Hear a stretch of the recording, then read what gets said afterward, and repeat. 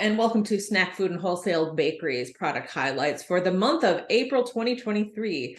I'm Jenny Spinner, Chief Editor. And I'm Liz Parker, Senior Editor.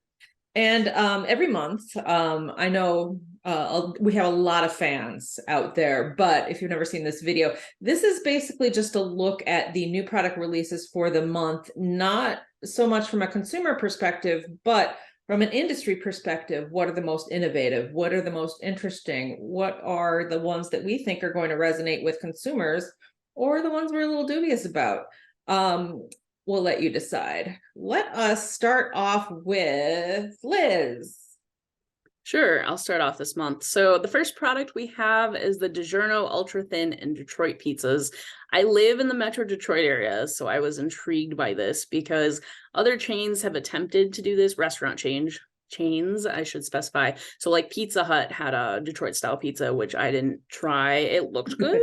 It looked good on the commercials and in the the advertisements. But I find that being from the Detroit area, it's really hard to try frozen Detroit pizzas and have it be just as good. But it is DiGiorno and they're known for good quality. So I'm looking forward to maybe trying it out at some point. Yeah, in terms of Detroit pizza, I'm in Chicago, which don't get me started on what Chicago pizza really is. If you see me at Sweets and Snacks or another show, feel free to ask, because I will go on and on about that. But in terms of Detroit style pizza, all we have is Jets, which I have heard from people that live in the area that it's okay. So I can compare it to Jets, a chain of pizza places. There's one 3 blocks away from my house. Can we try that and then compare it to DiGiorno and see? It's interesting to see how much variety there is in pizza versus when I was a kid, when it was just flat, thin crust. That's it. That's all you get. Right. It's like Little Caesars, take it or leave it. Pretty much. I'll leave that. I'm gonna go, if it's all right with you, Seedwise soft baked cookies. Seedwise is interesting, founded by members of the Osery family, known for morning rounds, which are in the refrigerated section, English muffin size, but they're not split. They're just a little bit thicker than a piece of bread with grains and things like that. And then Guy Osery founded Seedwise. The first product was grain-free granola. Grain-free, gluten-free is a diet trend that a lot of people are in on. But Seedwise granola is also sustainable. It is more environmentally sustainable to produce grain-free granolas than grain granolas, according to the company. And their newest product is a line of soft baked cookies that are grain-free, low in sugar.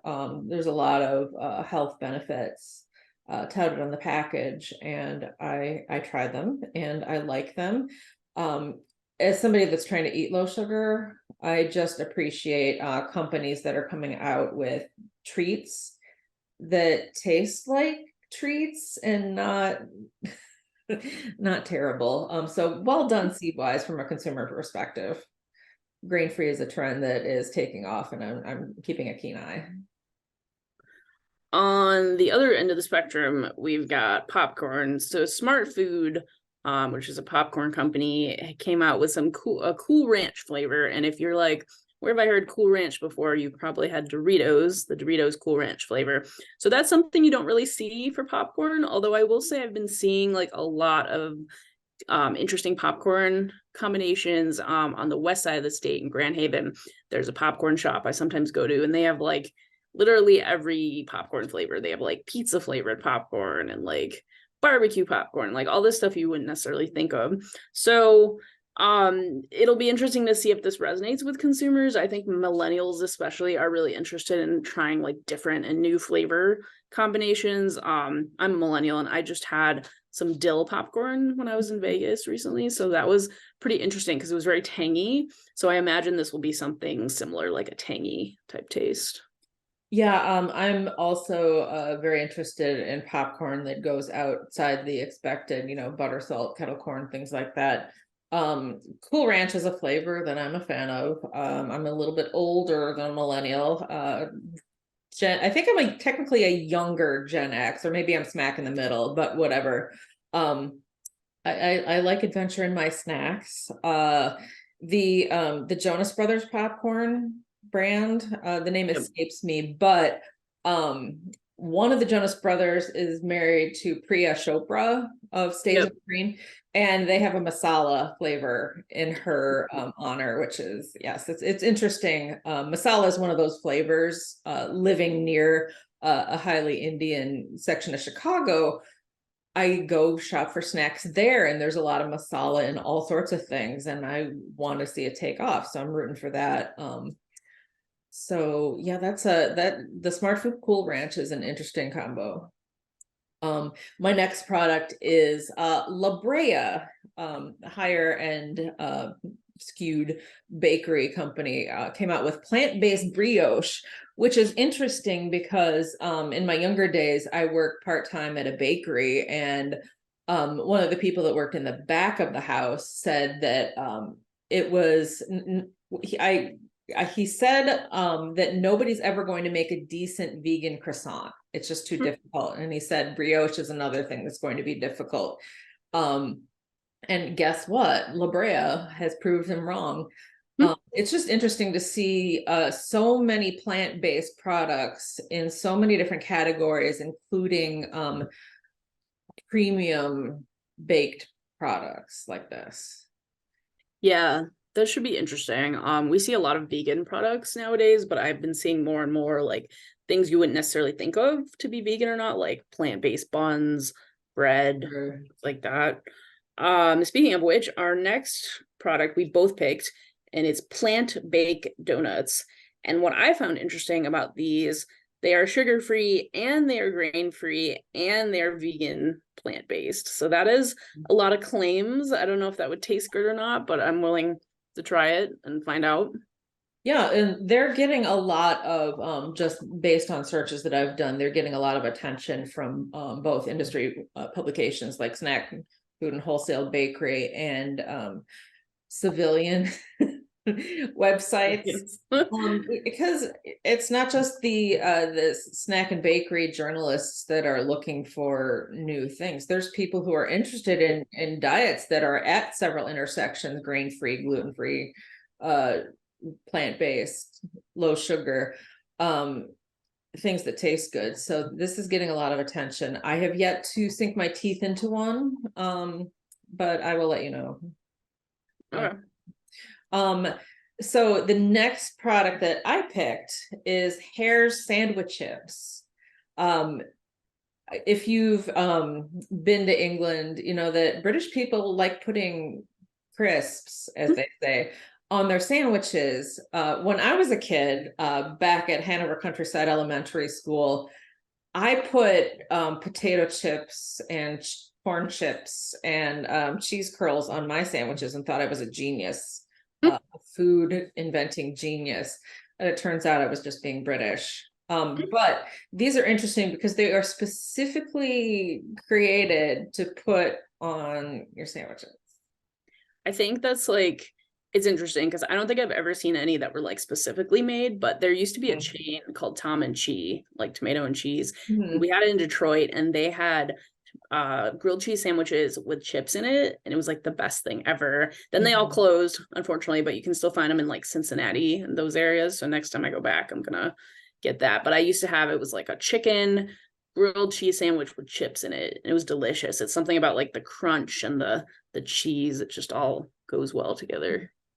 Interesting. Speaking of cheese, our next one is the Holy Veggie truffle mozzarella sticks. So just a truffle mozzarella stick is intriguing enough, but these are actually plant-based. They're vegan.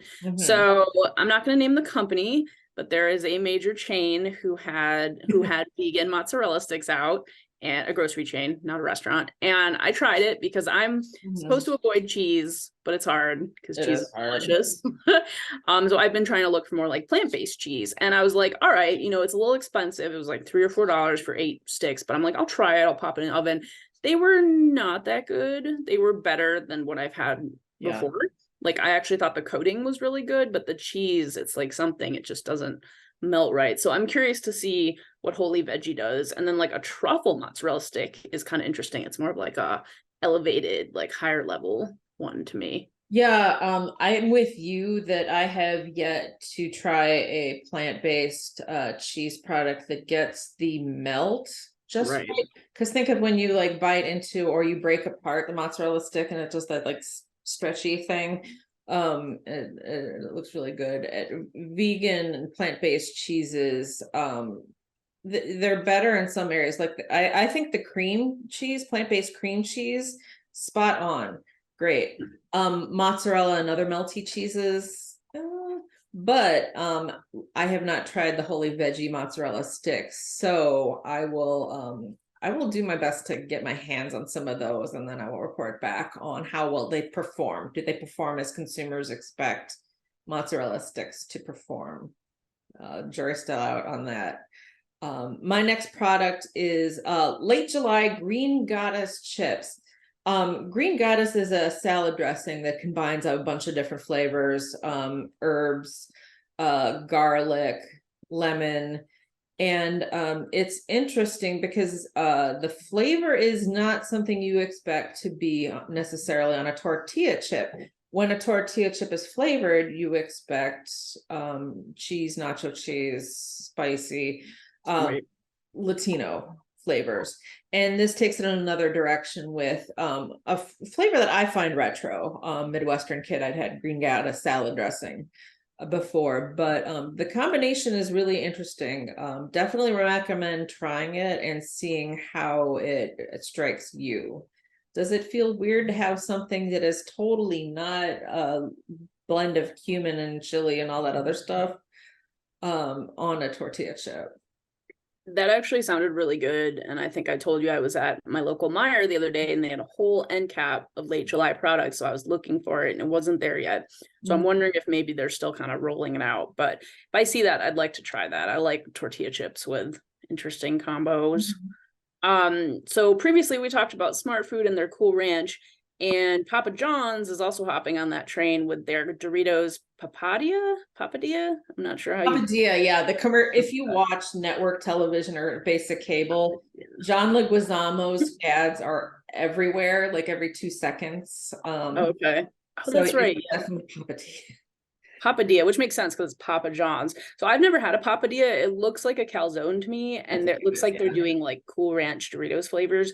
And I think that'll do well, because when you think about a calzone, you usually get what like marinara sauce or something in it, like a pizza, like a little pizza wrapped up. It's pizza origami, yes. Yeah, but it could be good with ranch. I would think, especially with some pepperoni or something. I'm not a big ranch person, but I feel like most Midwest people are.